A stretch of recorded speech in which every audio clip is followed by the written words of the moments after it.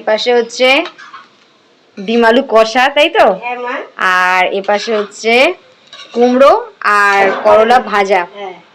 টক ডাল হয়ে গেছে, পাপড় ভেজে নিয়েছি, ব্যাস।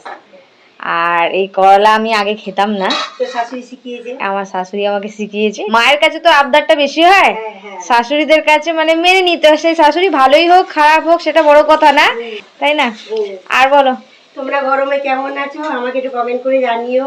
তোমাকে কিন্তু সবাই জিজ্ঞাসা করে কি গরমে কেমন আছে, বাবু কেমন আছে সবাই। আমিও সেই জন্য জিজ্ঞেস করছি তোমরা কেমন আছো একটু জানিও, তাহলে আমার মেয়ে আমাকে কমেন্ট করে শোনাবে, আমার খুব ভালো লাগবে। তোমরা গরমে সুস্থ থেকো একটু। একদম ঠিক আছে, তুমি রান্নাটা করো। রান্না কমপ্লিট। আবার একই দিনের মতন আমি জিজ্ঞাসা করবো, মা থালা খাবার বেড়েছো? তুমি বলবে হ্যাঁ, ওই দেখ। তার আগে আমি চলে যাচ্ছি এখানে। তো আজকের দুপুরের রান্না হলো ভাত, টক ডাল, ডিম আলু কষা, কুমড়ো করলা ভাজা আর